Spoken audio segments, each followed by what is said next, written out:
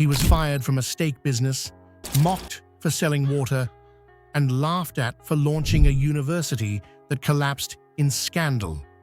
But none of it stopped him from becoming the President of the United States. How? Media. The same media that ridiculed him turned him into a household name, and eventually the most powerful man in the world. This isn't just about Trump. This is about the magnetic, mysterious, and sometimes terrifying force that builds modern legends. From FDR's calm voice during wartime to JFK's telegenic charm, the media has been the magic mirror, magnifying flaws, amplifying charisma, and making ordinary people appear larger than life. But with the rise of social media, that mirror has become a megaphone, and the results are both astonishing and dangerous. The power of words and the emotion they trigger. Words are weapons, tools, lifelines. And in politics, they're everything. Trump didn't just say, "Make America great again." He sold a feeling, a memory, a pain. That phrase wasn't just branding. It was a story wrapped in 4 words. Simple enough to chant, powerful enough to believe. Compare that to history. Franklin Roosevelt's "The only thing we have to fear is fear itself." John Kennedy's "Ask not what your country can do for you." Or Martin Luther King Jr.'s "I have a dream." These weren't just speeches. They were heartbeats of entire movements. Trump used Twitter like Roosevelt used radio. But instead of soothing a nation, he provoked it. Every tweet was a spark. Some lit fires of loyalty. Others burned bridges. But all of them moved the needle. And that's the power of emotionally charged language. It sticks. The social media shockwave. Traditional media is like a stage. Social media, it's a street fight. No scripts, no filters. And Trump knew how to swing. Twitter gave him something no US president had ever truly wielded. Unfiltered, unedited, global attention, 24/7. By the end of 2020, Trump had over 88 million followers on Twitter. His tweets weren't just messages, they were missiles, each one capable of crashing markets, dominating news cycles, or starting a culture war. And then something wild happened. News outlets began reporting on his tweets as if they were policy. CNN, Fox, MSNBC, they all turned his posts into headlines. So the president didn't need the press. The press needed him. That's not an accident. It's evolution. And Trump wasn't the only one to ride that wave. Barack Obama used Facebook to mobilize grassroots donations and votes like never before. Alexandria Ocasio-Cortez used Instagram Live to connect directly with younger voters, turning casual chats into political engagement. Social media isn't just the message, it's the battlefield. The TV star who became president because you watched. Here's something to chew on. In 2016, NBC News gave Trump $2 billion worth of free airtime. Yes, billion, with a B. Why? Ratings. Before the presidency, there was The Apprentice. Trump didn't just star in it, he owned the role.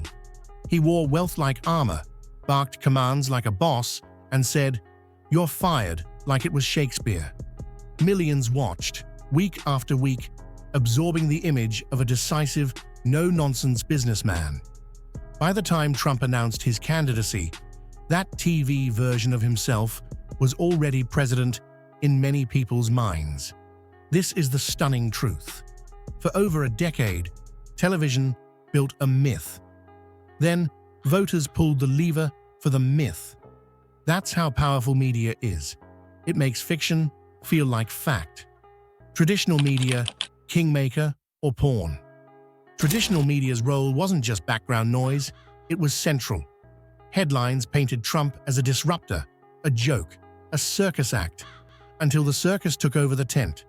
Every shocking soundbite, every controversy, every feud aired, replayed, dissected. Why? Because Trump was good TV. From the 2015 debates to press briefings during COVID, viewership skyrocketed. So, networks kept the cameras rolling. Even negative coverage worked in his favor. A 2017 Harvard study found that 80% of early coverage on Trump was negative, but it still gave him dominance over the narrative.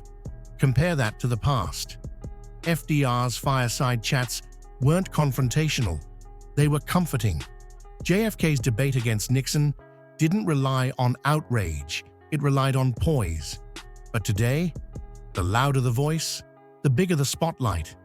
The power of endorsements, especially the wild ones who expected Kanye West to stand on stage in a MAGA hat, or YouTube influencers to post support videos that racked up millions of views. These weren't political insiders, they were cultural titans, and when they spoke, their audience listened. This is how Trump crossed the chasm from candidate to cultural movement. He didn't just run for office, he became a brand. And celebrities, especially unexpected ones, lent that brand their trust. It was pop culture and politics colliding at full speed. And it wasn't the first time in history. Echoes from the past. Media-made leaders. Let's rewind. In the 1930s, Hitler's propaganda machine used film and radio to mythologize his image and rally support. His media director, Joseph Goebbels, once said, "Give me control of the media, and I will turn any nation into a herd of pigs." Disturbing, but effective. In the 1960s, JFK's youth and charm outshone Nixon in the first ever televised debate. Those who watched the debate overwhelmingly favored Kennedy. Those who listened on the radio thought Nixon had won. That's how big an impact visuals had, and still have. And don't forget Ronald Reagan, the Hollywood actor turned president. He wasn't just camera-ready, he was camera-born. His speeches felt like scripts, and voters loved it. What do they all share? They used the dominant media of their time to win hearts, minds, and votes. 4 bonus facts that will blow your mind. During the 2016 campaign, Trump's media coverage was worth $5.6 billion in free publicity, according to MediaQuant. He didn't buy the spotlight, he became it. 2. Only 6% of Americans have a great deal of trust in traditional media, according to a Gallup 2023 report. The decline of trust means more people are turning to influencers and social media, where content isn't always fact-checked. 3. Deepfakes and AI-generated videos are now being used in political campaigns worldwide. In 2023, India and Argentina reported deepfake political ads that confused millions. The media battlefield is no longer just real, it's virtual. 4. One tweet from Trump in 2017 sent Boeing stock into a temporary $1.1 billion dip just from criticizing the price of Air Force One. One tweet. That's the financial power of media messaging. We've seen it all in this deep dive. The words that move people, the tweets that twist reality, the cameras that build myths, and the endorsements that bridge pop culture and politics. Donald Trump didn't invent media manipulation, but he mastered the art of the modern version. So did others in history. The tools changed. Radio, TV, internet. But the goal never did. Influence the masses. So next time you scroll, watch, or listen, remember, media isn't just reporting history. It's making it. If this opened your eyes, hit subscribe. We're just getting started. Because history isn't hiding in textbooks. It's alive, online, and shaping your world right now.